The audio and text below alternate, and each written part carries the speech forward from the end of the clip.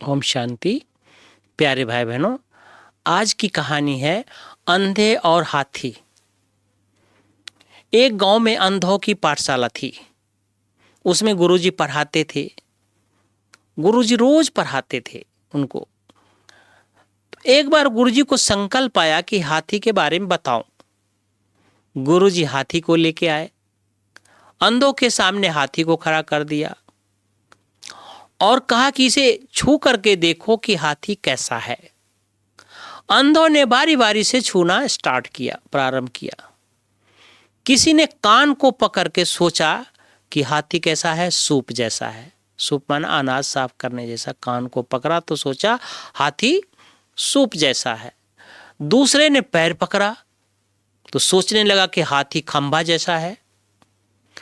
तीसरे ने सूंड छुआ तो कहने लगा अरे हाथी तो मोटे डंडे की तरह है। चौथे ने हाथी का पेट छुआ तो देखा हाथी एकदम दीवार जैसे है। पांचवें ने हाथी को पूंछ पकड़ के देखा तो देखा हाथी जैसे कैसे है, रस्सी जैसे है। अब सभी में मतभेद होने लगा। अब सब ने हाथी के बारे में अपना अपना राय बताने लगा और उसमें वाद विवाद होना शुरू हुआ। पहले ने कहा हाथी तो सूप जैसा है। दूसरे ने कहा नहीं नहीं हाथी तो खंबे जैसा है। तीसरे ने कहा नहीं भैया हाथी तो मोटे डंडे जैसा है। और चौथे ने कहा टोकते हुए क्या हाथी हाथी हाथी तो भैया दीवार जैसा है। इतने में गुरुजी बीच में रोक करके सबको शांत कराते हुए कहा अपने अपने अनुभव के अनुसार कोई भी गलत नहीं है। तो कहा कैसे गुरुजी? तो कहा देखो सबने हाथी के एक एक पार्ट को छुआ है। किसी ने पैर को छुआ है, किसी ने कान को छुआ है, किसी ने लंगड़ी को छुआ है, किसी ने पैर को छुआ है, किसी ने पेट को छुआ है। तो अपने अपने अनुभव के अनुसार तुम वास्तव में सभी को के अनुभव को मिला करके हाथी की कल्पना की जा सकती कि हाथी कैसा है। तो इसका आध्यात्मिक भाव ये है कि जितने गुरु संत जो भी कोई है भगवान के अस्तित्व के बारे में बताते हैं, दुनिया में जो बताने वाले लोग हैं उनको उन पे विचार किया जाए कि परमात्मा तो सर्वशक्तिवान है।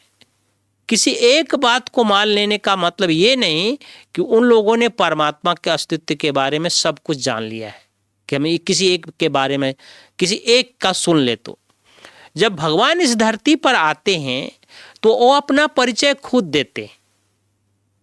वो अपनी अच्छी रीति से पूरी रीति से जाना जा सकता है जब अपना भगवान खुद परिचय देंगे।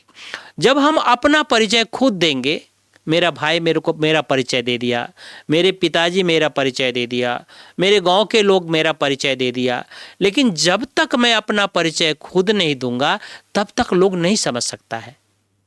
कोई भी परिचय कितना दे दे, लेकिन अपने आप को मैं जानता हूं और अपना परिचय जब तक मैं खुद नहीं दूंगा तब तक कोई मुझे जान नहीं सकता है। तो जैसा जिसके पास भगवान ने दिया हुआ चक्षु है वैसे ही वो व्यक्ति समझा अपने आप को। लेकिन भगवान अपना परिचय स्वयं देते हैं कि मैं सदा शिव हूँ, मैं निराकार ज्योतिर्बिंदु स्वरूप हूँ, मैं परम धाम निवासी हूँ, परम पिता परमात्मा मैं खुद ही हूँ, ज्योतिर्लिंगम खुद ही हूँ। ज्योतिर्लिंगम का मतलब जैसे हम पुरुष शरीर में है तो पुरुष लिंगम है, कोई स्त्री शरीर में है तो स्त्री लिंगम है, और परमात्मा ज्योति स्वरूप में है तो ज्योतिर्लिंगम है। परमात्मा स्वरूप यानी स्त्री के स्वरूप में, पुरुष के स्वरूप में और ज्योति के स्वरूप में परमात्मा है, तो परमात्मा ज्योतिर्लिंगम है। तो परमात्मा अपना परिचय खुद ही देते हैं कि मैं ज्योतिर्स्वरूप हूँ, ज्योतिर्बिंदु हूँ, ज्योतिर्लिंगम हूँ। ओम शांति, ओम शांति।